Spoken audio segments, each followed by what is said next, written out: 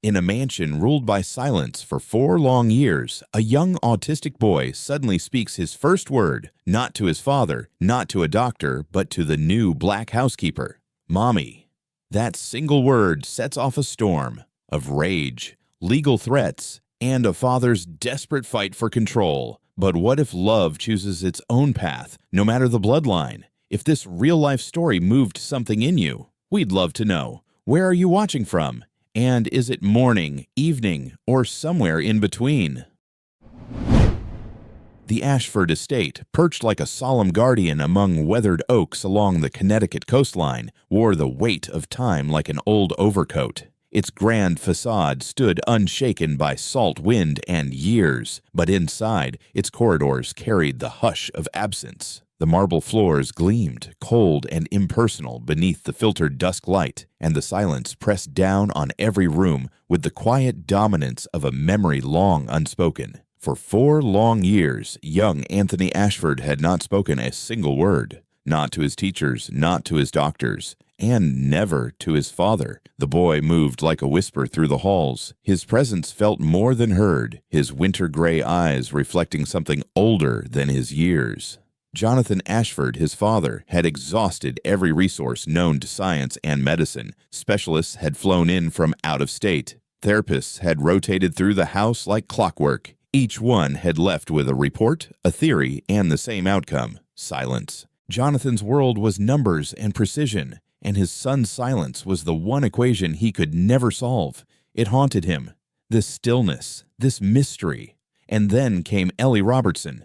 She arrived without ceremony, just a quiet knock at the door and a single suitcase in hand. As the new household manager, she moved with the kind of grace that didn't need attention. Her eyes noticed everything, but her words were measured. She didn't force her presence. She simply took up the space that had long been abandoned by warmth. The staff respected her almost immediately, though they didn't understand why. She was kind, yes, but it was something deeper, a steadiness, a quiet resilience that lingered even after she left the room. On her 3rd day, Ellie found herself in the playroom, seated on the edge of a thick, colorful rug. The late afternoon sun streamed through the tall windows, laying golden strips across the toys scattered like forgotten ideas. She held a toy train between her fingers, idly turning its little wheels. Anthony sat nearby, legs crossed, eyes fixed on nothing in particular. Then it happened. The sound came so softly, it could have been mistaken for the creak of the floorboards or the wind brushing against the panes.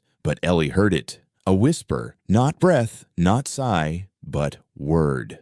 Mommy. She froze. Her fingers stopped turning the train's wheels. Her lungs locked. Her mind stilled. For a moment, she didn't dare move. Slowly, she turned toward the boy. Anthony's lips were slightly parted, a shimmer clinging to the corners of his wide, gray eyes. Ellie leaned forward. "Did you say?" she asked, barely above a whisper. Anthony didn't flinch. He didn't look away. His gaze locked on hers, steady and aching. Then he said it again, clearer this time. "Mommy." His small hand reached forward, instinctively searching for her arm. His fingers brushed her sleeve. Ellie's heart stuttered. Something in her chest broke open. Before she could respond, a voice, sharper than a whip crack, sliced through the quiet. "What on earth are you doing? Get away from him!" Jonathan Ashford stormed into the playroom, his footsteps thudding hard against the floor. His charcoal suit seemed too tight, as if he'd been caught mid-transformation from man to anger. His face, usually composed and unreadable, was now flushed with disbelief and fury. He pointed at Ellie with a trembling hand. "I said, step away from my son." Ellie rose slowly. Her breath was uneven, her heartbeat loud in her ears. "Mr. Ashford," she said calmly. "He just spoke. He called." "I heard what he said," Jonathan barked. His voice cracked at the edges. "And I don't know what game you're playing, but you will not manipulate my son's condition to earn favor in this house." Anthony flinched. His tiny frame began to tremble, his lower lip quivering like a leaf in wind. Then he let out a sound no one in that house had heard in years, a raw primal sob.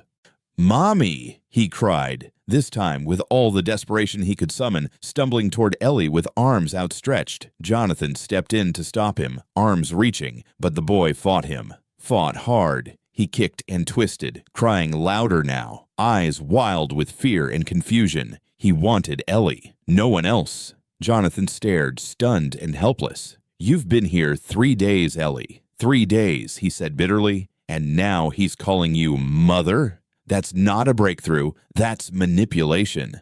"I never asked him to call me anything," Ellie answered, voice firm but gentle. "Not once." Jonathan's anger faltered just a little. "Then how do you explain this? He never spoke to me. Not a sound. I spent years, a fortune. He chose." Ellie interrupted softly. "He chose to speak, and he chose me. Just now." Anthony had collapsed onto the rug, fists pounding into the thick fibers, his body shaking with sobs that rattled the air. The sound filled the room like the chime of grief echoing in an empty chapel. "I want her to stay," he sobbed between hiccups. Jonathan's breath caught. He turned toward the window, gripping the sill tightly. His reflection stared back at him, a man who had tried everything and failed to reach his own child, while a stranger had managed to do it with nothing but kindness. For a long time, he said nothing.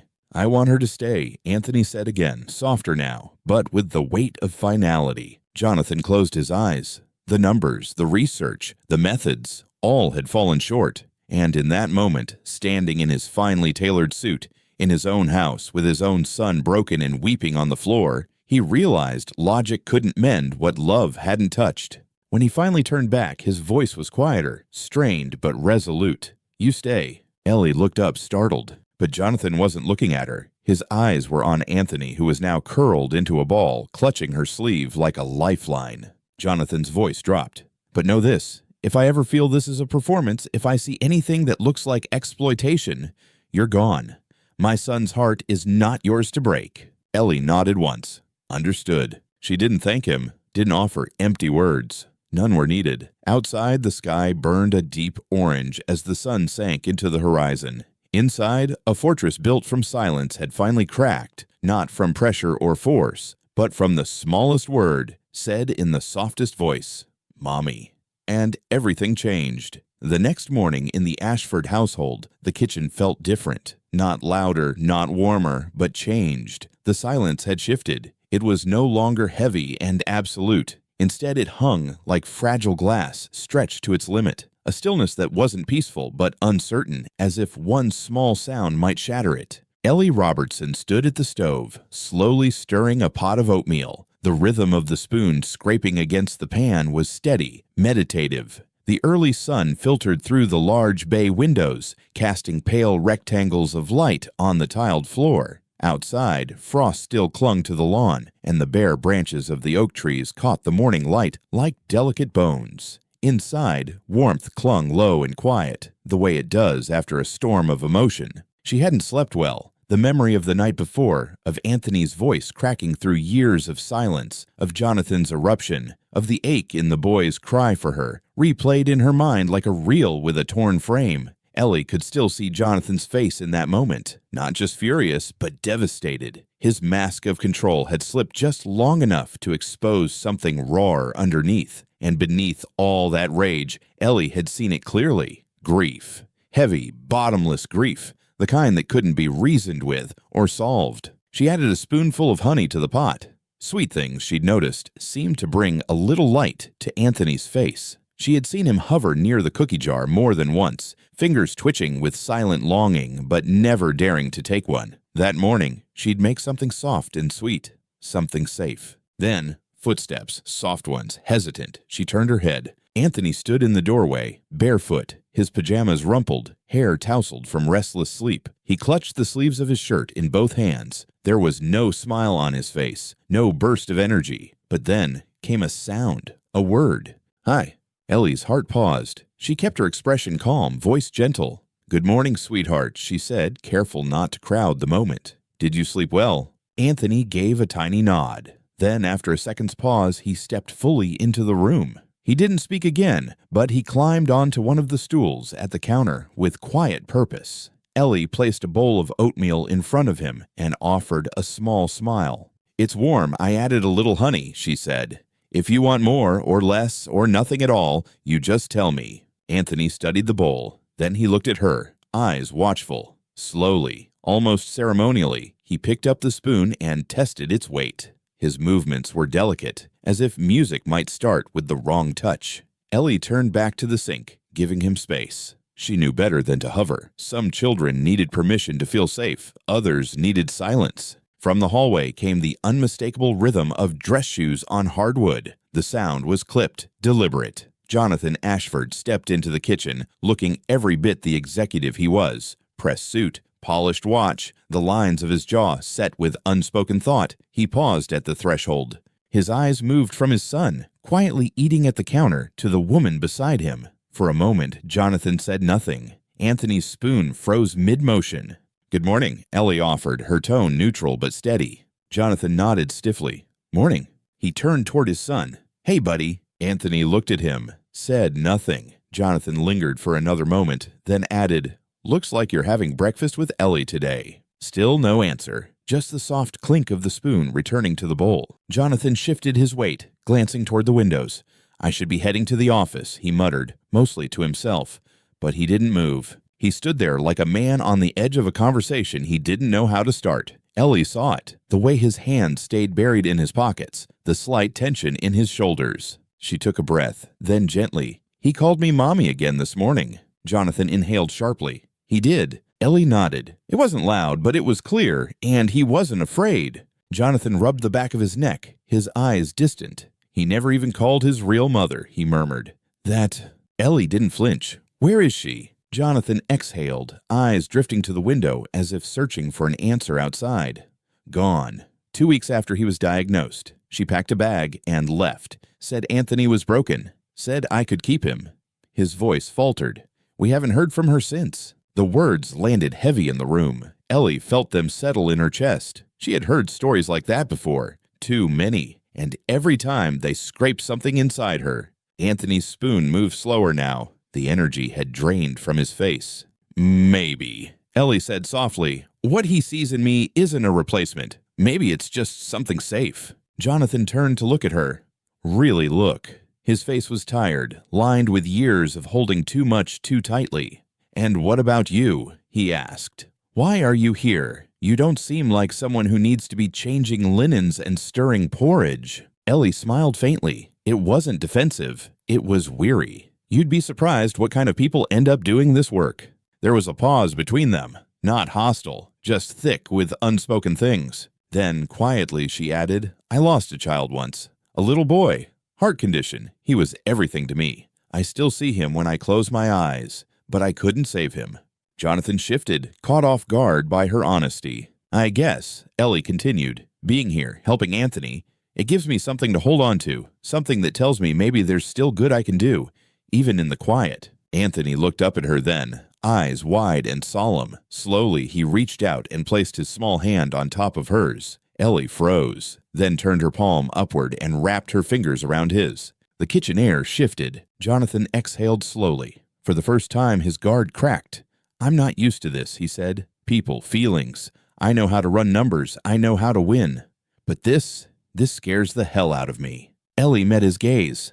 "It scares me too. But he doesn't need perfect. He just needs present." And for a moment, none of them said anything more. They just sat in that kitchen, in the quiet hum of morning light, and let something new settle between them. Something fragile maybe, but real. Later that afternoon, the light had softened in the backyard of the Ashford estate. A pale golden sun hovered above the treetops, casting long shadows across the neatly trimmed lawn. The air carried a faint chill, a reminder that summer was slipping quietly into autumn. In the garden, where hedges framed small flower beds, Anthony Ashford sat cross-legged in the dirt, a plastic spade clutched tightly in one hand. His small fingers worked with quiet concentration, scooping out shallow holes in the soil, not for planting, but perhaps for thinking.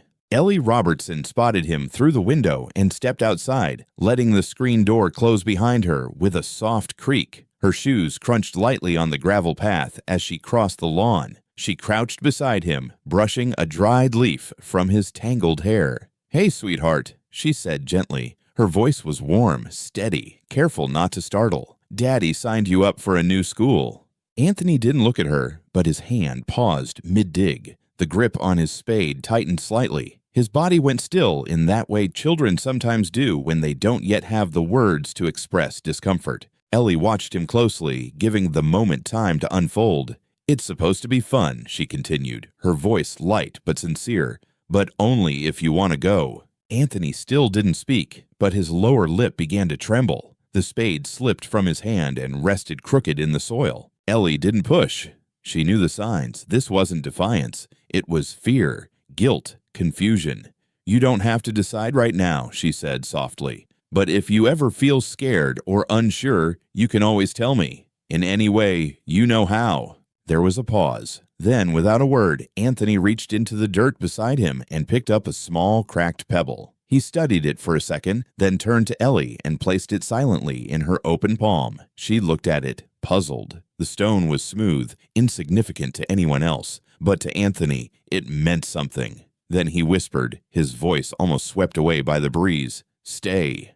The word struck her in the chest. It was so soft, so fragile, but so intentional. She swallowed hard as tears prickled at the back of her eyes. She nodded, her voice barely holding. "I'll stay." That evening, the house was hushed again. Anthony had gone to bed early, worn out not from activity, but from the weight of change. Ellie walked the hall in her slippers, passing framed paintings and polished furniture that never quite seemed to reflect the people who lived there. She stopped outside Jonathan Ashford's study, then knocked lightly. "Come in," came his voice, tired and distant. Ellie stepped inside. The room was dim, lit by a single brass lamp on the desk. Jonathan sat in a leather armchair near the fireplace, a glass of bourbon in his hand, the liquid catching what little light there was. He looked up at her. His shirt sleeves were rolled to his elbows, and there were lines under his eyes he hadn't had just weeks ago. "I spoke with Anthony," Ellie began. Jonathan leaned back, rubbing his forehead with his free hand.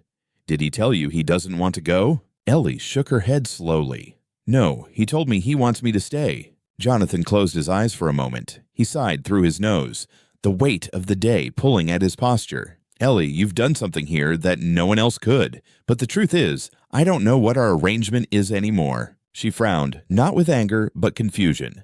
"What do you mean?" He looked into the glass in his hand, but didn't drink from it. "I hired you as a caregiver, someone to manage the house, tend to his needs. But he doesn't see you that way. And to be honest, I don't either. And that scares me." Ellie walked over and sat in the chair opposite him. Her voice didn't waver. "I'm not here to replace anyone, Jonathan. I'm just here to love a child who needed it." He turned his head slightly, his jaw clenched. He looked like a man who hadn't let himself admit weakness in a very long time. "I failed him," he said quietly. "No," Ellie replied, firm but kind. "You've been present in the only way you knew how. But maybe it's time to try something different." He met her eyes as if searching for an answer he didn't yet have. "Like what?" "Like listening, even when it's hard. Like letting go of control and letting love be messy." Jonathan exhaled a slow, hollow breath. His face softened. "You talk like someone who's been through a war." Ellie smiled faintly, the corners of her mouth tinged with sadness. "I have, and I survived. But the hardest part wasn't the loss. It was learning to let someone in again." The silence between them stretched, not awkward, but full. A kind of understanding passed like a current. Then, almost reluctantly, Jonathan said, "You make this place feel like home, Ellie. I don't even know how you do it." She held his gaze with quiet steadiness. "I don't do anything alone. Anthony meets me halfway. That's more than most grown men can say." Jonathan chuckled then, a dry, genuine sound. It wasn't joy exactly, but something closer to relief, a shared truth finally spoken aloud. Saturday rolled in beneath a heavy gray sky, the clouds low and unmoving, as if weighed down by their own silence. A gentle, distant rain hummed just beyond the windows, more of a murmur than a downpour. Inside the sunroom, light filtered weakly through the moisture-streaked glass, casting a pale glow over the furniture and hardwood floors. Anthony Ashford sat quietly on the cushioned window seat, his knees drawn up and his breath fogging small circles into the glass. With a fingertip, he traced slow, looping shapes into the condensation. He wasn't speaking, but there was a calmness in his silence. Not fearful, not withdrawn, just thoughtful. That difference meant everything to Ellie Robertson. She sat nearby, folding a basket of laundry on the ottoman, her hands moving with practiced ease, but her eyes never far from him. She hummed softly, not to fill the silence, but to hold space within it. The stillness was broken by Jonathan Ashford's voice. "Can I ask you something?" He stepped into the room holding 2 cups of coffee. The aroma of dark roast filled the space. He handed one to Ellie with a simple gesture. No formality, just something shared. She accepted it. "Of course." Jonathan leaned against the doorframe, his voice curious but quiet.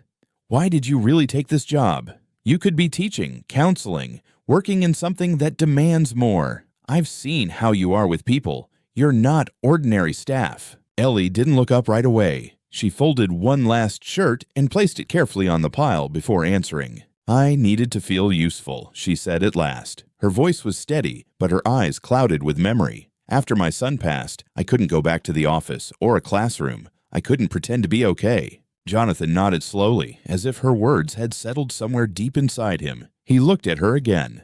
"Did you ever think about having another child?" She didn't answer right away. Her gaze drifted toward Anthony. "No. I couldn't imagine loving anyone the way I loved him. Until now." Jonathan followed her eyes. Anthony had dozed off against the window pane, his breath leaving a small, steady patch of fog. He looked peaceful, softer than usual, but there was still something delicate about the way he rested, like a wound still healing. Jonathan set down his cup, rubbing his palms together. "I got a call this morning." Ellie turned slightly, her attention sharpening. "From Veronica Hale, my ex-wife's sister." Ellie sat straighter. "You've never mentioned her." "She called out of the blue," Jonathan said, his tone edged with caution.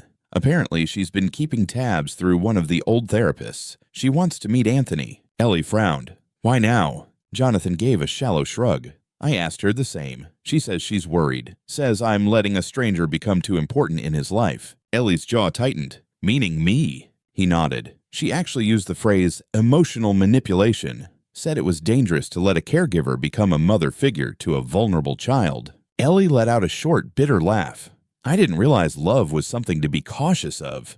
"She's a lawyer," Jonathan said with a dry shrug. "Everything is strategy and leverage to her." "Is she coming here?" "She asked to visit next week. I told her she could come by, but under strict boundaries. No interference. Still, I don't trust her. I thought you should know." Ellie nodded slowly, her hands resting on a half-folded towel. "Thank you for telling me." Later that afternoon, Ellie sat in the playroom with Anthony. The rain tapped gently at the windows, and soft instrumental music played low in the background. They were stacking blocks, red, blue, yellow, Anthony's small hands careful and precise. He was quieter than usual, glancing at her now and then with furrowed brows. Then with quiet focus, he placed a red block in her open palm and whispered, "Sad." She blinked. "What makes you say that, honey?" Anthony looked at her intently. "Your eyes." Ellie wrapped her arms around him, pulling him close. The words hit deeper than he could have known.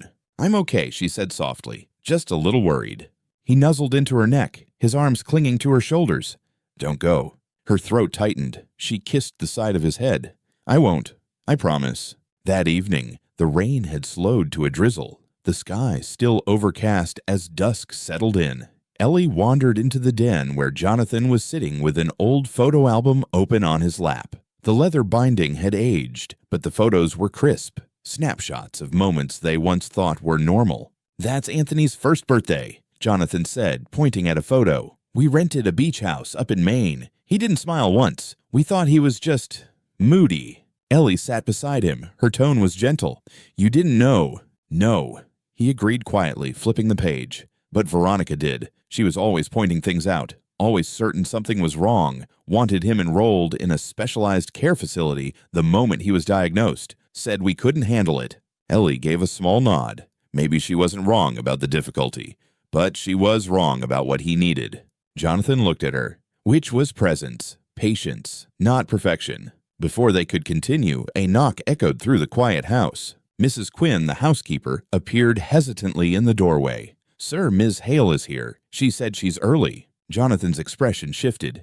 "Tell her I'll be right there." When they reached the foyer, Veronica Hale was already inside, her posture rigid in a tailored navy coat. Her eyes, sharp, professional, swept across the room and landed on Ellie. "So," she said coolly, "this is the woman Anthony calls Mommy." Ellie stood still, calm, her chin slightly lifted. Jonathan stepped between them.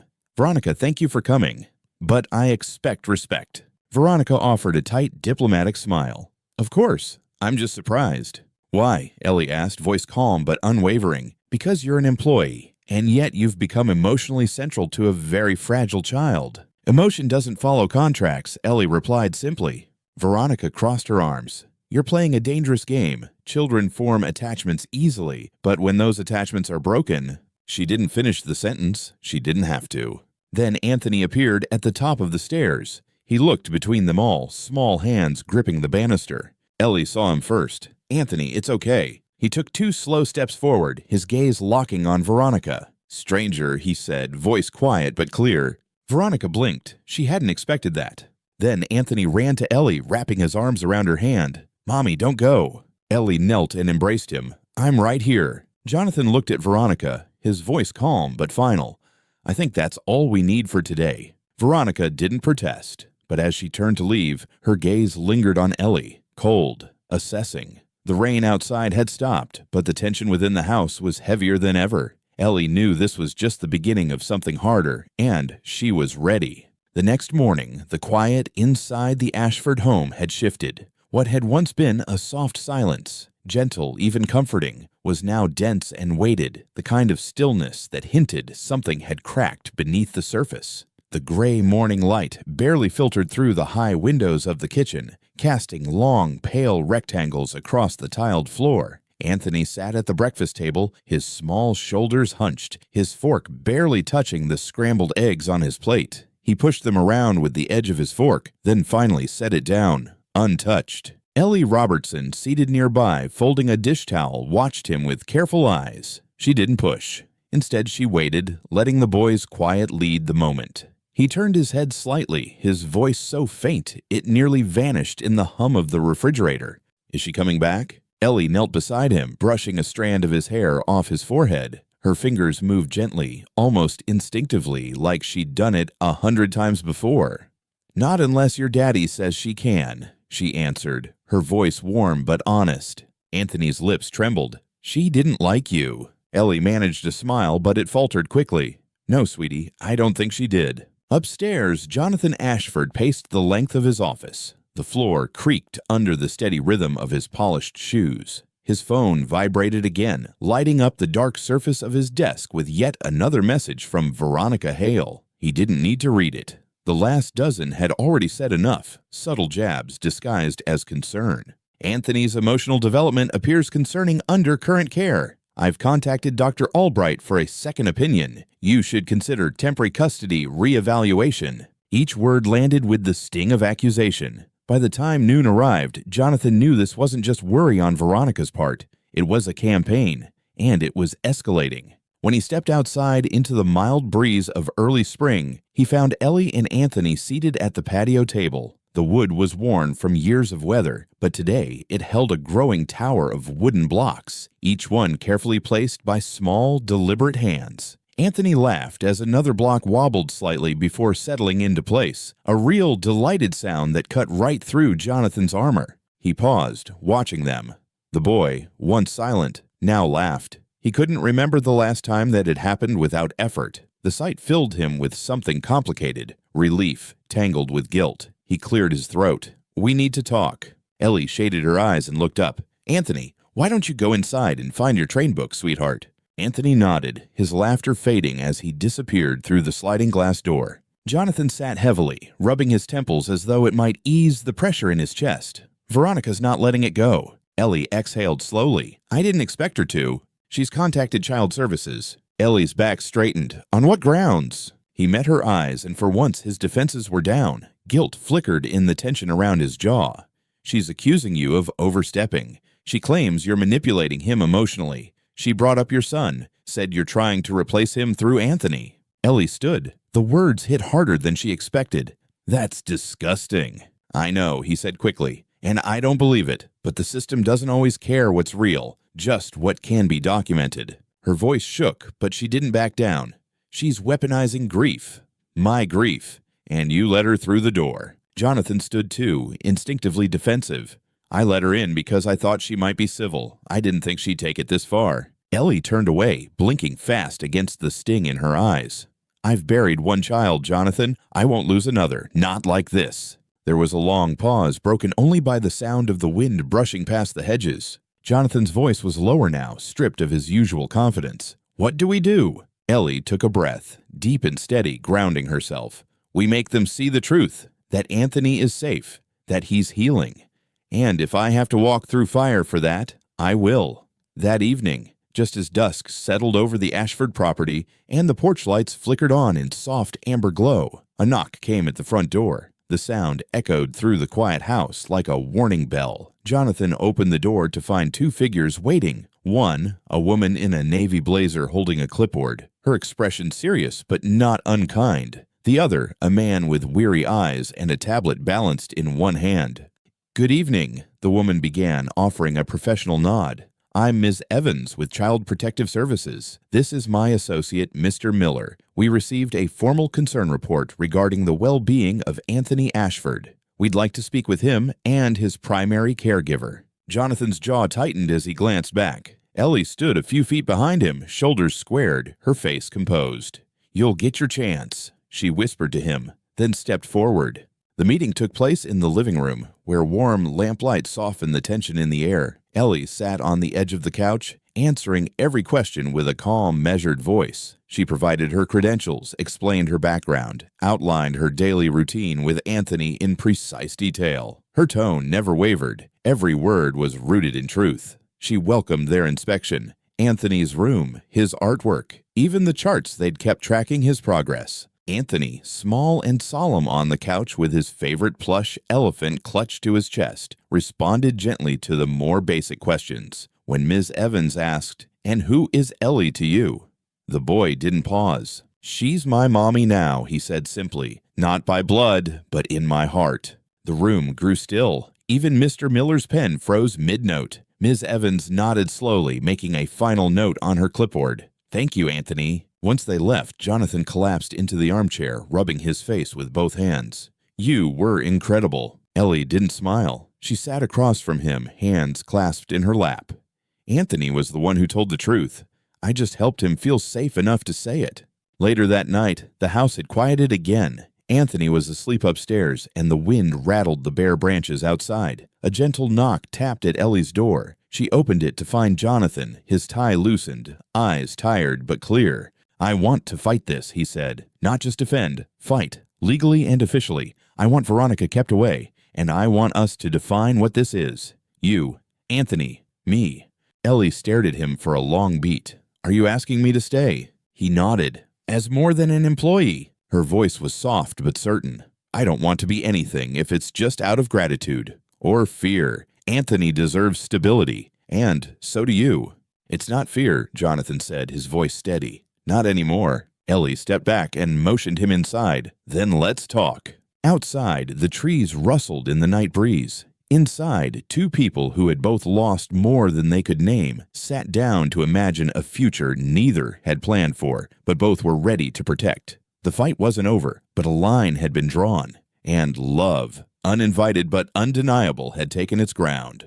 The courthouse on Maple Street was modest, 2 stories of aging brick with worn stone steps and a flag swaying gently in the morning wind. But to Jonathan and Ellie, it felt like stepping into the heart of a storm. Inside, the corridors hummed with quiet urgency, lawyers whispering, the soft squeak of shoes against tile, the flutter of file folders exchanged between paralegals. Anthony sat on a wooden bench just outside the family courtroom, his small hands gripping Ellie's fingers tightly. He glanced up at her, his eyes clearer than she had ever seen.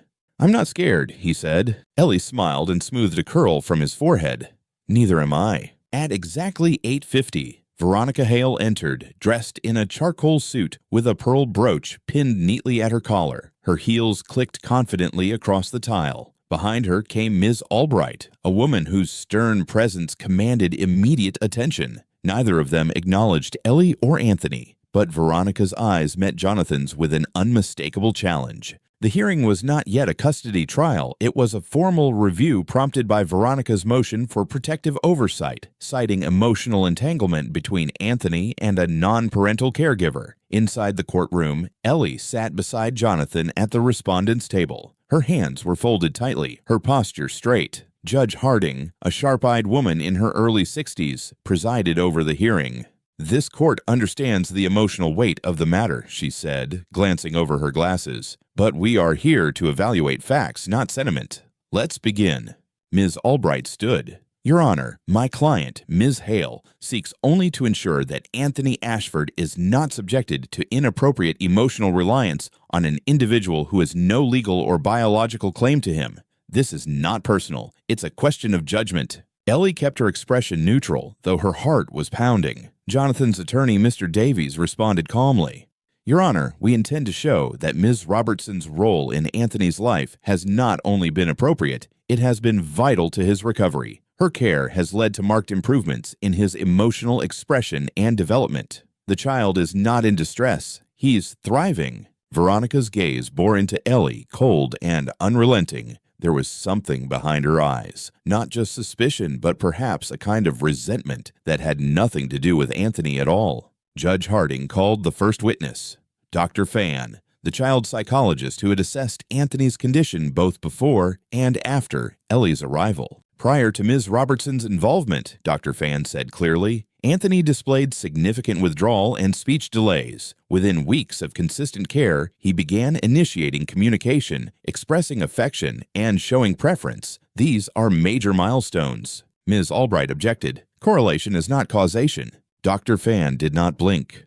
"Perhaps. But when you see a child change before your eyes, when he finally speaks, finally laughs, you don't question the value of presence. You embrace it." Then Ellie took the stand. She spoke plainly, without embellishment. She described her background, the death of her son, and her decision to work in caregiving. "I didn't come here looking to replace anything," she said. "I came because presence matters, and Anthony needed someone to be there. Not perfect, just there." Ms. Albright leaned in. "Do you consider yourself a mother figure to Anthony?" Ellie looked at the boy sitting quietly near the back, his legs swinging slightly above the ground. "I consider myself whatever he needs me to be. I never asked for a title. He gave me one." Jonathan testified next. His voice didn't tremble. "Ellie didn't force herself into our lives. She showed up when things were hard. She stayed. And every day, Anthony chooses her." Ms. Albright pushed. "Are you emotionally involved with Ms. Robertson?" A ripple moved through the room. Jonathan answered without pause. "Yes, but my support of her presence in my son's life started long before that. And it stands whether she stays in mine or not." Judge Harding looked between them, her gaze thoughtful. "This court is not concerned with private relationships unless they affect a child's welfare. The question remains, is Anthony Ashford at risk?" Before anyone could speak, Anthony rose from his seat. The bailiff began to move, but the judge held up her hand. "Let him approach." Anthony walked slowly to the bench, a folded piece of paper in his hand. He handed it to the judge. She unfolded it carefully. A crayon drawing, 3 figures holding hands, 1 tall man, 1 tall woman, 1 small boy. Above them, in shaky, colorful letters, the words, "My safe place." Judge Harding stared at the paper for a long moment, then addressed the room. "This drawing speaks more clearly than any argument. What I see is a child anchored by consistency and care. I see no signs of manipulation, no cause for oversight. Ms. Robertson will remain in her role with the full support of Mr. Ashford." Veronica's jaw tightened. Her attorney whispered something, but she did not respond. Outside the courtroom, Ellie crouched beside Anthony. "You were so brave," she whispered. He smiled, tired but proud. "You're my safe place." Jonathan stood beside them, his voice rough with emotion. "You gave him more than a voice, Ellie. You gave him trust." She looked at him, eyes steady. "Then we protect it, together." And in that quiet moment, the courthouse faded. What remained was a choice. One made in grief, rebuilt through patience, and now sealed by something stronger than law. A family, not by blood, but by love. Autumn had settled gently over the Ashford estate, wrapping the house and its grounds in a golden stillness. The trees, once lush and green, now stood cloaked in amber and copper, their leaves cascading like slow-moving confetti across the cobbled paths and manicured hedges. The crisp air slipped in through cracked windows, filling rooms with the faint scent of pine and wood smoke. Inside, the rhythm of life had become softer, steadier. Anthony had begun to flourish in ways no one had dared hope for months earlier. His words came more often, less hesitant, spoken not only to Ellie Robertson, but to Jonathan Ashford as well. There were even moments of laughter, true, free laughter, echoing through the sunroom or across the lawn. His sentences were still sparse, but the intent behind them grew stronger every day. One cool Thursday morning, Ellie was in the study, organizing children's books into labeled bins, the scent of aged paper and lemon oil filling the space. That's when she heard it, the soft, hesitant sound of piano keys. Not a song, just a few uncertain notes, as though someone were testing memory rather than playing from skill. She paused, set down a hardcover copy of The Velveteen Rabbit, and moved quietly toward the hallway. In the music room, she found them. Jonathan sat at the piano, shoulders slightly hunched, 2 fingers pressing gentle notes into the silence. Beside him stood Anthony, wide-eyed and still, watching with fascination. "I used to play when I was a kid," Jonathan said without turning, his voice low and thoughtful. "Haven't touched this thing in over 20 years. Anthony reached out and pressed a key next to his father's. The resulting chord was clumsy, jarring. Jonathan smiled. "That's okay. Sometimes things don't sound right until we figure out the rhythm." Ellie lingered in the doorway, unseen, her heart full and aching. This was healing. Not dramatic, not loud, just slow, honest moments layered over time. A father and son finding each other, one note at a time. Later that morning, Ellie sorted the mail at the kitchen counter, bills, a garden supply catalog, and then something different. An envelope, pale gray and unusually heavy, tucked between the others. Her eyes caught the embossed crest stamped into the corner, the Ashford family emblem, but Jonathan never used personalized stationery. She turned it over. It wasn't sealed with glue, but wax. Intentional, formal. Jonathan entered just as she was examining it. "This yours?" she asked, holding it out. Her voice was flat, unreadable. He took it, turned it in his hand. The wax seal cracked as he opened it. "No," he said. "It's from Veronica. This is her legal stationery. I haven't seen this in years." He unfolded the letter and read quickly. His face changed. The message was short. "To whom it may concern. This correspondence serves as notification of a motion filed to initiate a formal investigation into the guardianship environment of Anthony Ashford. The petition references alleged inconsistencies in daily care structure, unauthorized emotional reliance on non-legal parties, and potential for future custody compromise. All documentation will be subpoenaed accordingly. Respectfully, Veronica Hale." Jonathan lowered the paper. "She's going to court again. But this time, she's not just trying to discredit you." Ellie's voice was quiet but clear. "You mean she's trying to take Anthony away?" He nodded grimly. "She's questioning my guardianship too." The kitchen fell silent. Outside, the wind pressed softly against the windows, making the hanging branches sway. "I'll call Mr. Davies," Jonathan said after a moment. "We'll handle this like we did before." Ellie shook her head, her arms folding tightly across her chest.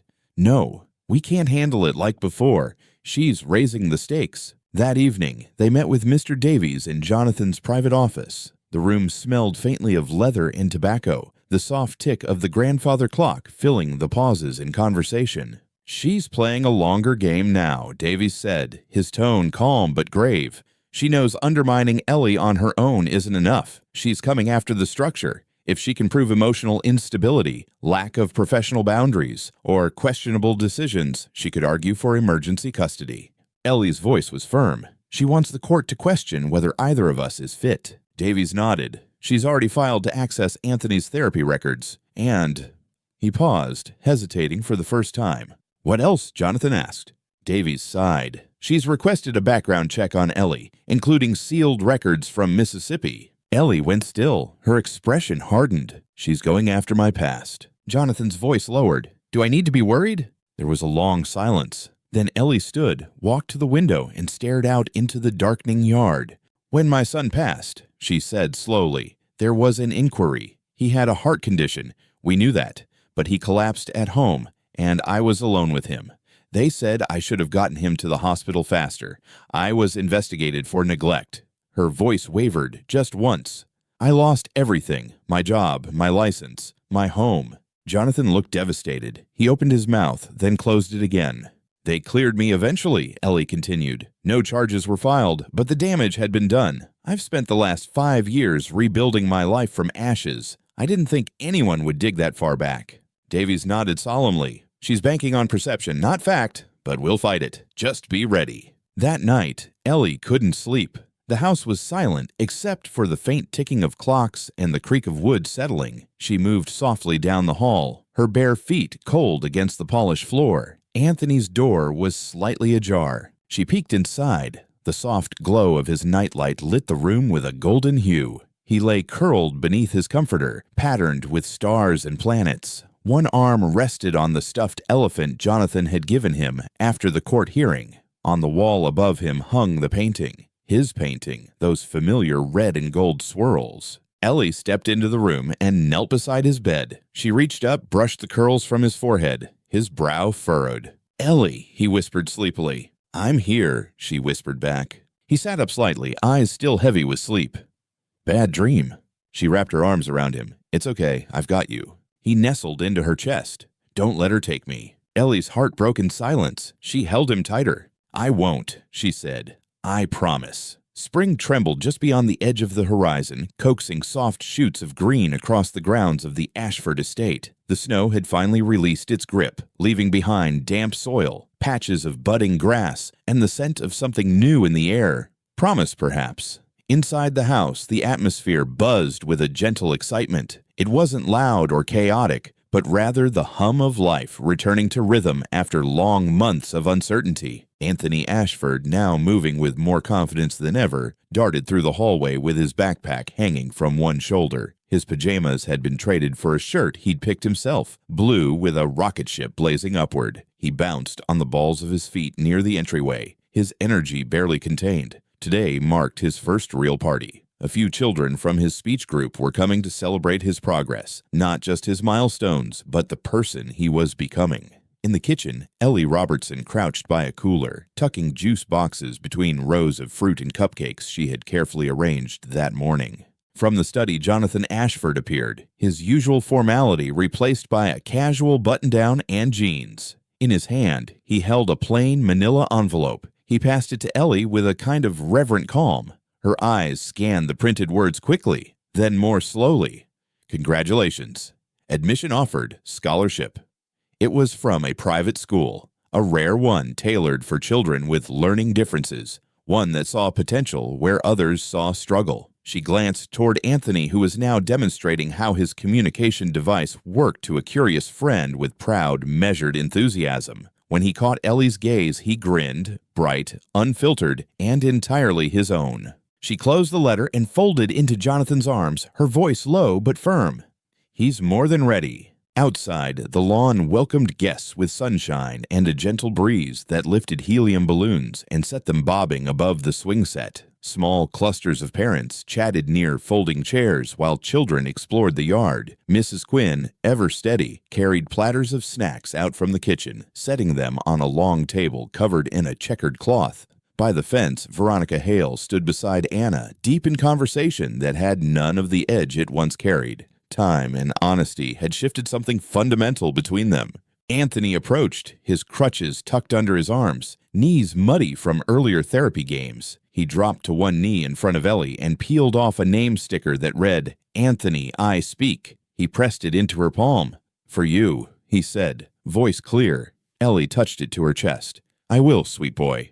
Jonathan raised his hand, calling gently for attention. The chatter eased. "Thank you for being here," he began. "Today isn't only about how far Anthony has come. It's about what helped him get here, the consistency, the care, the courage to believe that love could be louder than fear." Ellie stood beside him, her hand resting lightly on his back. She looked toward Anthony, now orchestrating a cardboard castle-building session on the lawn, his voice rising in gleeful command. Laughter followed him like sunshine, unforced and pure. Veronica approached, holding a small potted flower. "For new roots," she said quietly. Ellie accepted it with a trembling breath. "Thank you." Veronica nodded. "For all of us." Anthony ran up, looked at the plant, and pointed. "That's hope," he said matter-of-factly. Jonathan knelt beside him. "You planted it." Anthony beamed.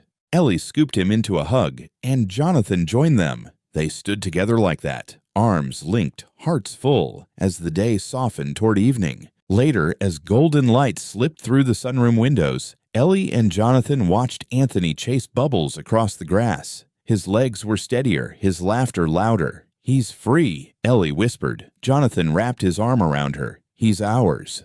She turned to face him. "This isn't an ending. It's our beginning." He smiled. "Then let's write every word together." That night, after the last car pulled away and the lights were dimmed low, Ellie knelt beside Anthony's bed. He reached for her hand. "Tell me the first note of forever," he murmured. She kissed his cheek gently. "You already know." He blinked sleepily. "It's love." "Yes," she whispered. "Love is the first note of forever." She tucked the covers around him, and as his breathing slowed into sleep, Jonathan stood in the doorway, watching quietly. Ellie looked up, their eyes meeting across the still room. No more words were needed. The silence between them was rich with meaning. Outside, stars scattered across the sky like gentle promises. Within the walls of their home, warmth glowed in each room. They had weathered storms, legal battles, and personal reckonings. And now, in the hush of this spring night, what remained wasn't just peace, but something deeper, a shared truth. That family, in its truest form, is chosen each day, nurtured in the quiet, and held close in the dark. Theirs was a story still unfolding, written not on paper, but in the moments that mattered most. The next morning, they began documenting everything: schedules, meals, therapy sessions, reading logs, art projects. Jonathan Ashford installed cameras in the main rooms, not for surveillance, but to ensure full transparency. If they were going to be scrutinized, they would do so on their terms. Ellie Robertson called her old friend Anna, a retired social worker who had once testified in her favor. "I knew she'd come for you," Anna said over the phone, her voice rough but certain. "I felt it in my bones the moment you told me about that boy. She's relentless. She's afraid of how much that child loves you, of what that says about her own failures."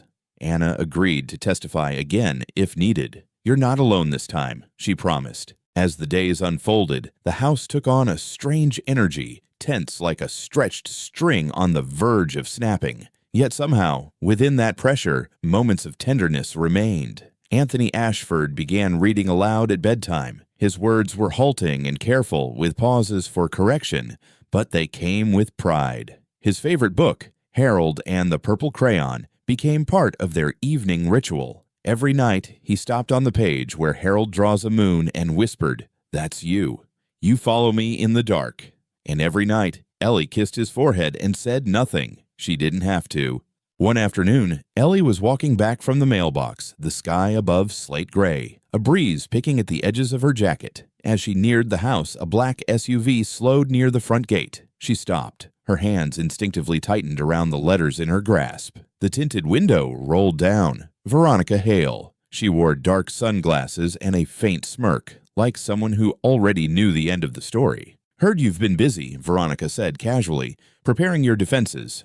Ellie didn't respond. "You should enjoy these last few weeks," Veronica continued, almost sweetly. "This ends soon. The law is on my side." "No," Ellie replied calmly. "The law is on the side of the child, and he's already made his choice." The smirk wavered. "You think this is about love? This is about structure, responsibility. You really think affection outweighs legacy? Blood?" Ellie stepped closer to the iron gate. Her voice remained steady. "I think a child's heart knows who shows up. Every day, rain or shine. That's legacy."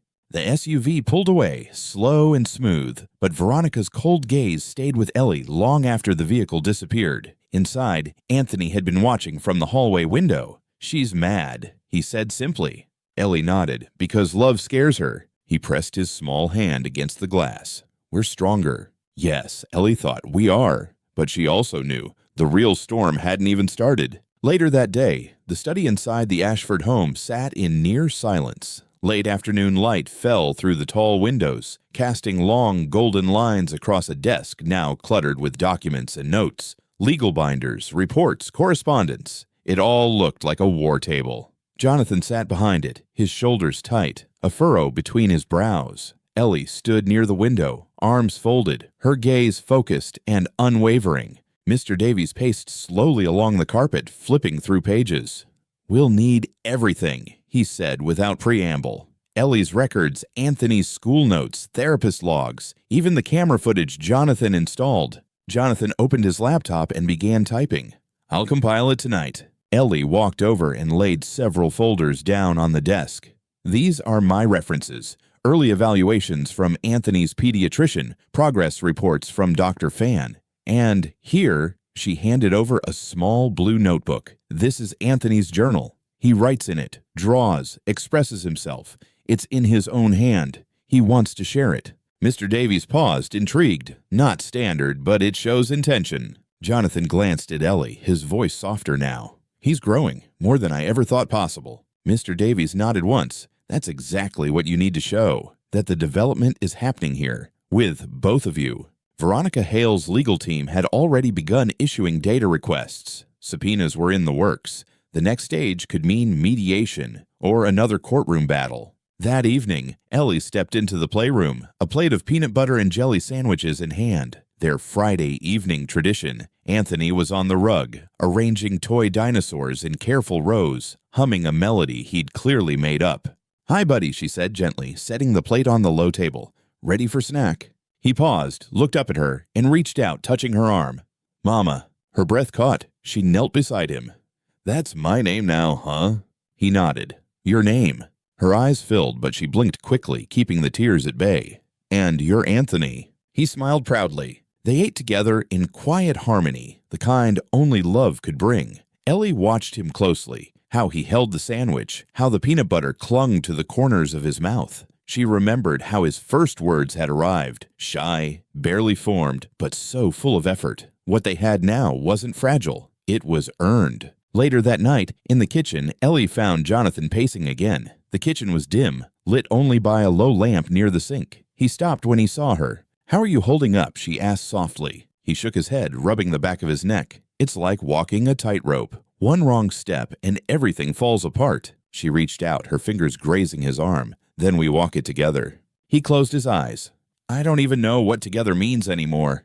She exhaled. "It means we choose Anthony, every single day, even when we're scared." He opened his eyes. They were glassy with emotion. "Okay." The next morning's routine unfolded with a delicate, almost ceremonial precision. Breakfast was prepared, quiet and modest. Anthony Ashford sat at the table stirring his spoon in the cereal bowl more than he ate. Ellie Robertson offered soft encouragements, her voice low but warm. Jonathan Ashford hovered in the kitchen, folding a newspaper, but not reading it, the tension in his shoulders giving away the strain beneath his collected exterior. The car ride to school was short, almost wordless, but not cold. There was a shared awareness in the air, as if everyone understood something larger was about to begin. Later that morning, confirmation arrived. Veronica Hale's lawyer had officially filed the subpoena. The mediation hearing was scheduled for the following week. A formal meeting with lawyers, a mediator, and both families present. Jonathan and Ellie knew they needed more than just folders and footage. They needed a voice from the past.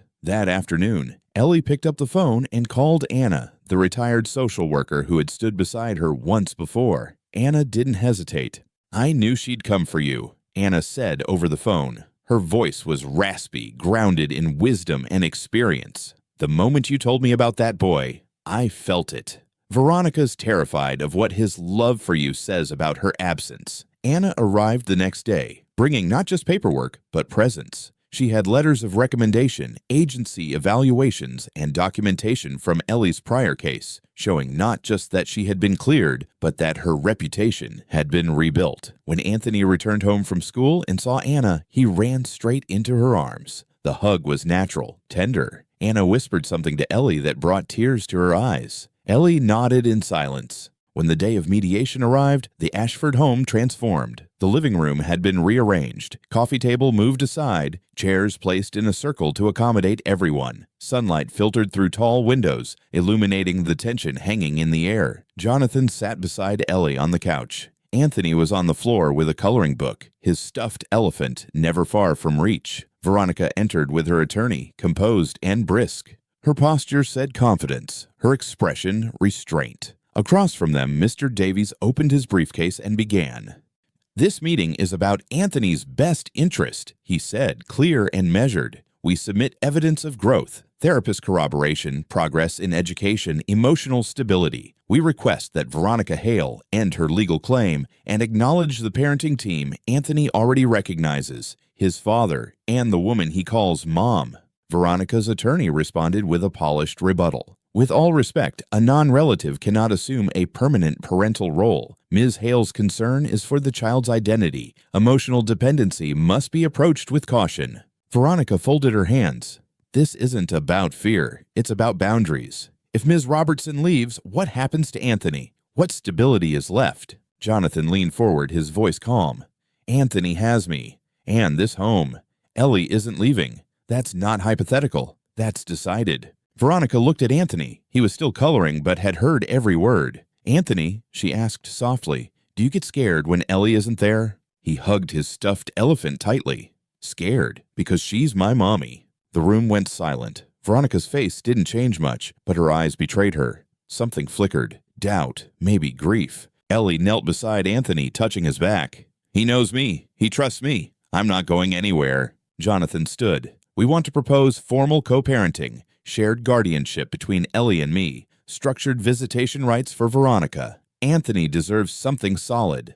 Mr. Davies handed over a draft agreement, temporary co-guardianship, legal framework, documented involvement. The mediator took notes, asked for a short recess. During the next hour, the conversation grew heavier. Arguments were exchanged. Veronica's team held firm on limits. Jonathan and Ellie stood just as firm on permanence. But the shift came when Dr. Fan joined by phone. Her voice was direct, professional. She recounted Anthony's milestones, not as a result of therapy alone, but because of daily love, constant presence. What this child has built isn't incidental, she said. It's foundational. Finally, the mediator turned to Veronica. It's clear Anthony is thriving in this environment. The emotional bond with Ms. Robertson has become a core part of his development. The question is whether we honor that bond or try to regulate it out of fear. Veronica sat still for a long moment, her fingers clenched around the edge of the chair. I love my nephew. I've made mistakes. I just want to know he's safe. Ellie cleared her throat gently. He is. And so am I. Anthony looked between the two women. You can visit, he said, voice small. I still tell your stories. Veronica blinked quickly. She gave a single nod. The mediator smiled faintly. Then we have agreement. Temporary guardianship shared between Jonathan Ashford and Ellie Robertson. Visitation rights for Veronica Hale. We'll proceed to draft the formal paperwork. Relief swept through the room like air returning to lungs. Ellie leaned back, letting the weight drop from her shoulders. Jonathan exhaled, long and deep. Veronica stood, then surprised everyone by offering her hand to Ellie. Thank you, she said, for loving him. Ellie took her hand gently. He's family. That makes you family too. Anthony wrapped his arms around both women, his smile wide, his grip solid. Later, outside under the soft light of a descending sun, Jonathan placed his hand on Ellie's shoulder. You are my family. Ellie turned, eyes soft, and wrapped her arms around Anthony. He squeezed tight, grounding them both in something real. In that quiet embrace beneath the gold wash of early evening, no court, no clause, no title could define what had been forged. Love, consistent lived, witnessed, had done what it always does when given the space to grow. It endured. The weeks that followed passed like the slow settling of dust after a long, rattling storm. Documents were signed, the court seal of approval affixed, and Ellie Robertson was now, in both name and law, a legal guardian to Anthony Ashford. What once had been a hope,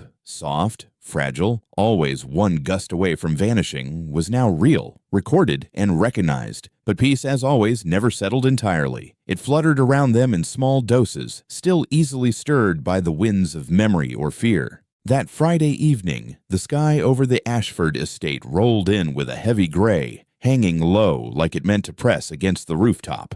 A sharp wind twisted through the trees outside, snapping at branches and bending the trunks into uneasy shapes. Rain had started in scattered spurts and now clattered heavily against the tall windows. In the kitchen, Jonathan Ashford stood by the island, unpacking groceries, while Anthony sat cross-legged on the tiled floor nearby, focused, assembling a small model rocket. I think we'll lose power, Ellie murmured as she stepped into the room, glancing up at the dimming sky. We've got backups in the basement, Jonathan replied, calmly, but with a slight edge of concern.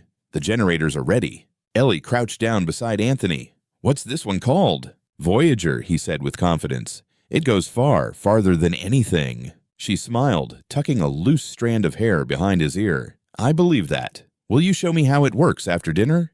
He nodded eagerly. The lights blinked once, a quick flicker, then again, and this time they didn't come back. Jonathan sighed, setting down a carton of milk. "I'll go start the generator." "I'll light candles upstairs," Ellie said. They moved without panic, with a kind of practiced rhythm that had grown between them. She passed through the hallway, lighting sconces as she went, the flames casting warm halos against the cool walls. She paused outside Anthony's bedroom. The door was ajar. Inside, he had moved to his desk, now drawing by the beam of a flashlight propped up in a mug. A low rumble of thunder rolled through the house. Anthony jumped, his crayon slipping from his fingers. Ellie stepped inside. "It's okay." "Is it like a monster?" he asked. "No," she said with a smile, kneeling beside him. "Just the sky telling stories." He climbed into her lap without hesitation. "Can we read?" She reached for the familiar book, Harold and the Purple Crayon, and opened to the first page. Her voice rose gently above the soft patter of rain. As she read, his breathing steadied, his small frame pressing into hers, the tension melting away. When Jonathan returned, he found them curled together on the beanbag chair. He stood in the doorway without speaking, watching the two people he loved most exist in a kind of quiet he hadn't known he needed. Later, after Anthony had fallen asleep, Ellie stepped into the hallway. Jonathan was waiting. "Everything's stable," he said. "Generator's running." "Good," she replied. "He's asleep. I think the storm spooked him." Jonathan leaned against the wall, arms crossed. "It spooked me, too." Ellie tilted her head slightly. "Not just the weather, huh?" He looked at her then. No hesitation.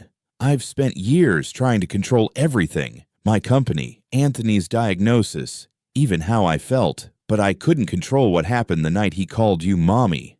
And I couldn't control what that did to me." Ellie didn't say anything. She knew some truths needed time to echo. "I think I was afraid," he continued, "that if I loved you, I'd lose the version of myself that survived all this. But now, I see it's the loving that's kept me whole." She stepped closer, slowly. "We're stronger together, Jonathan, but only if we face the storm, not avoid it." He reached out, brushed her cheek gently. She leaned into his touch. That night, as wind rattled the windows and the house thrummed with the steady hum of the generator, they sat close on the couch. Ellie held Jonathan's hand in one and Anthony's drawing in the other, a crayon depiction of a house, a rocket, and 3 smiling stick figures beneath a bright, steady moon. The following morning, as the storm gave way to a soft drizzle and a washed-out sky, the doorbell rang. Standing on the porch was Veronica Hale. She wore a navy raincoat, her eyes softer than Ellie had ever seen them.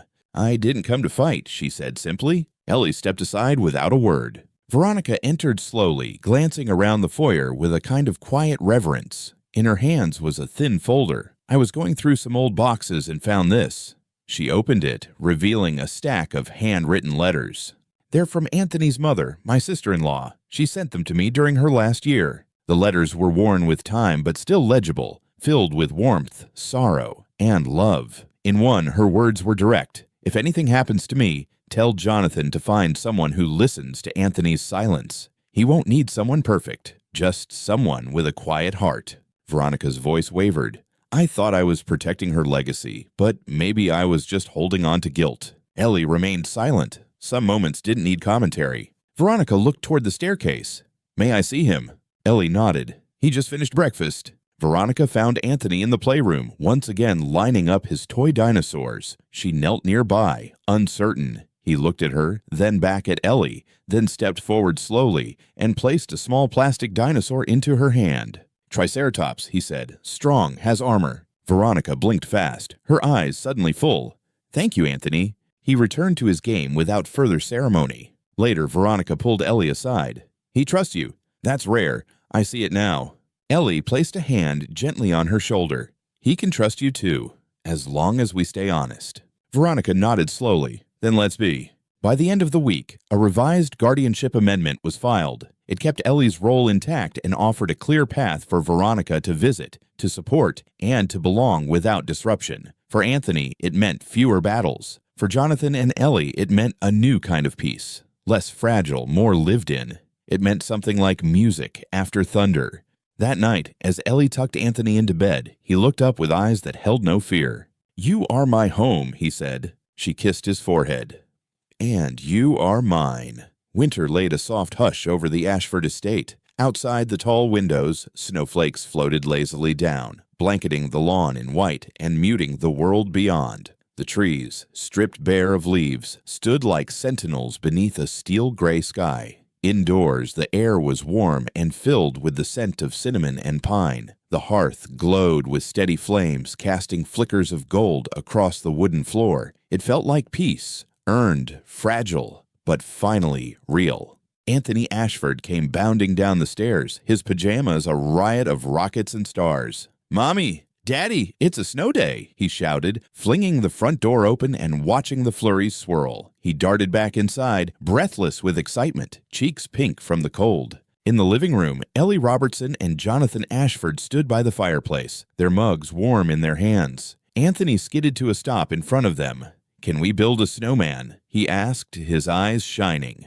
Jonathan smiled. "With you and Mommy." Bundled in coats, scarves, and mittens, they stepped into the yard. Ellie held Anthony's hand while Jonathan cleared branches from the grass, preparing a clean patch of snow. Together, they rolled the snow into thick spheres. Anthony laughed, stamping his boots as he helped stack the pieces. Ellie guided his hands with gentle instructions. "Middle first," she reminded him, nudging the snowball into place. When they finished, the snowman stood tall and proud, with a carrot nose, black buttons for eyes, and twigs for arms. Anthony stepped back, admiration written all over his face. "It's like freedom," he whispered. Ellie knelt beside him, eye to eye. "Freedom," she said softly, "is when you're safe to be exactly who you are, no matter how cold the world gets." Jonathan stood behind them and wrapped his arms around them both. "We made something together," he said. They named the snowman Frederick in memory of Ellie's late son. Anthony carefully tied a red scarf around its neck. Ellie brushed the snow from his coat. Later, inside the house, their hands warmed around mugs of hot chocolate. Anthony sipped slowly, then looked up at Jonathan. "Daddy, will you play music later?" Jonathan nodded. He always kept his promises. Their footprints, frozen in the snow, led back upstairs. In the living room, Jonathan took his seat at the upright piano. Anthony sat on the floor with a blanket wrapped around his shoulders, Ellie at his side. Their breaths slowed as Jonathan's fingers found the keys. The first notes were soft and deliberate, a melody drawn from memory. Anthony hummed along, slightly off-key, but full of heart. Ellie closed her eyes, letting the music settle in her chest like warmth. They didn't notice Veronica Hale standing quietly in the doorway. She wasn't a threat now, just a guest. Candlelight softened her face, and her expression for once carried no weight of argument. As the piece ended, Mrs. Quinn entered with a tray of ginger snap cookies. Jonathan bowed his head slightly, then looked up and gestured to Veronica. "Would you like to sit?" he asked gently. She hesitated, then stepped forward. Anthony offered her a cookie without a second thought. "Thank you, sweetheart," she said, her fingers brushing his. Her voice was quiet. "This feels right." Ellie nodded. No need for words. That evening, Jonathan brought out the paperwork. Renewed guardianship, the amendment filed, but instead of anxiety, the air was calm. Veronica signed first. Ellie followed. Jonathan sealed it. Anthony reached for Ellie's hand and she intertwined her fingers with his. This moment, this trust, was worth more than any legal stamp. In the days that followed, Ellie began part-time work as a reading specialist at the local community center. It was her first step back into the world, one made not from necessity, but from healing. Jonathan supported her completely. Anthony helped her sort books and toys for the children who would come. The community center became a place of connection. Ellie worked with small groups offering story time, reading guidance, and quiet encouragement. She listened to the kids the way she had listened to Anthony, carefully, patiently. One afternoon after story time, a shy girl named Ellie approached her. "Are you Anthony's mommy?" she asked. Ellie smiled. "Yes." The girl nodded. "He said you help everyone." Ellie knelt down. "Because everyone deserves a safe place to be heard." Later that day, Anthony squeezed her hand on the walk home. "You're like a superhero," he said softly. Ellie's chest tightened. No cape needed. They stopped by Frederick the Snowman, who was now slumping slightly under the sun. Anthony poked at the melting snow. "Even superheroes fade," he said. Ellie looked at him. "Not when they leave seeds." She offered him a handful of snow. "You build something today, tomorrow another. That's how hope grows." Anthony's eyes were wide. "We plant hope in snow and stories," he whispered. "And family," Ellie added. That night, the house glowed warm against the deep winter dark. Jonathan tucked Anthony into bed. Ellie sat beside him, whispering the final lines of Harold and the Purple Crayon. "When you draw your own moon," she read, "you shine it into the world." Anthony yawned. "Thank you, Mommy." She kissed his forehead. "Thank you for letting me shine." Jonathan stood nearby, resting a hand on Ellie's shoulder. "Our family shines brighter together." She turned to him. "The brightest."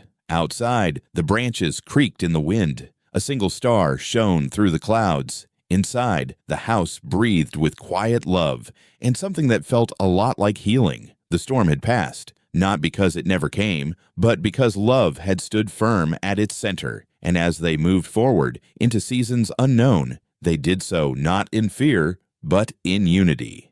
Together, they had built something strong, something rooted, something real, and that was a seed of tomorrow, blooming in winter's heart. Spring trembled just beyond the edge of the horizon, coaxing soft shoots of green across the grounds of the Ashford estate. The snow had finally released its grip, leaving behind damp soil, patches of budding grass, and the scent of something new in the air. Promise, perhaps. Inside the house, the atmosphere buzzed with a gentle excitement. It wasn't loud or chaotic, but rather the hum of life returning to rhythm after long months of uncertainty. Anthony Ashford, now moving with more confidence than ever, darted through the hallway with his backpack hanging from one shoulder. His pajamas had been traded for a shirt he'd picked himself, blue with a rocket ship blazing upward. He bounced on the balls of his feet near the entryway, his energy barely contained. Today marked his first real party. A few children from his speech group were coming to celebrate his progress, not just his milestones, but the person he was becoming. In the kitchen, Ellie Robertson crouched by a cooler, tucking juice boxes between rows of fruit and cupcakes she had carefully arranged that morning. From the study, Jonathan Ashford appeared, his usual formality replaced by a casual button-down and jeans. In his hand, he held a plain manila envelope. He passed it to Ellie with a kind of reverent calm. Her eyes scanned the printed words quickly, then more slowly. "Congratulations. Admission offered. Scholarship."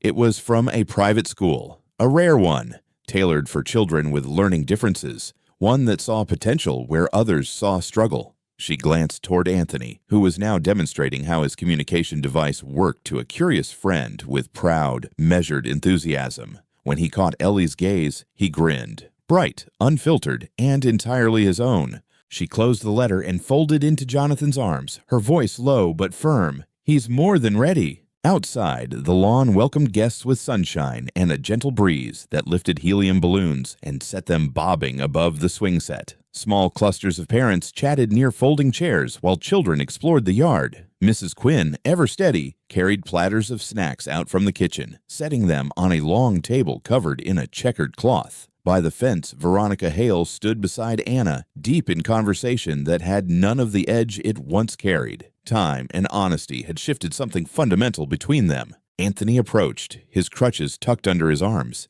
knees muddy from earlier therapy games. He dropped to one knee in front of Ellie and peeled off a name sticker that read, "Anthony, I speak." He pressed it into her palm. "For you," he said, voice clear. Ellie touched it to her chest. "I will, sweet boy." Jonathan raised his hand, calling gently for attention. The chatter eased. "Thank you for being here," he began. "Today isn't only about how far Anthony has come. It's about what helped him get here. The consistency, the care, the courage to believe that love could be louder than fear." Ellie stood beside him, her hand resting lightly on his back. She looked toward Anthony, now orchestrating a cardboard castle-building session on the lawn, his voice rising in gleeful command. Laughter followed him like sunshine, unforced and pure. Veronica approached, holding a small potted flower. "For new roots," she said quietly. Ellie accepted it with a trembling breath. "Thank you." Veronica nodded. "For all of us." Anthony ran up, looked at the plant, and pointed. "That's hope," he said matter-of-factly. Jonathan knelt beside him. "You planted it." Anthony beamed. Ellie scooped him into a hug, and Jonathan joined them. They stood together like that, arms linked, hearts full, as the day softened toward evening.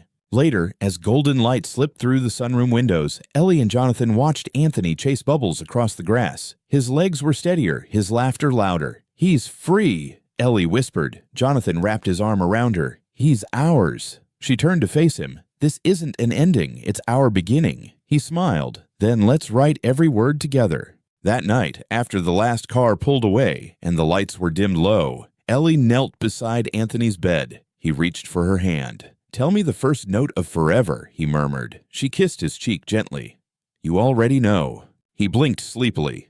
It's love. Yes, she whispered. Love is the first note of forever. She tucked the covers around him, and as his breathing slowed into sleep, Jonathan stood in the doorway, watching quietly. Ellie looked up, their eyes meeting across the still room. No more words were needed. The silence between them was rich with meaning. Outside, stars scattered across the sky like gentle promises. Within the walls of their home, warmth glowed in each room. They had weathered storms, legal battles, and personal reckonings. And now, in the hush of this spring night, what remained wasn't just peace, but something deeper, a shared truth. That family in its truest form is chosen each day, nurtured in the quiet, and held close in the dark. Theirs was a story still unfolding, written not on paper, but in the moments that mattered most.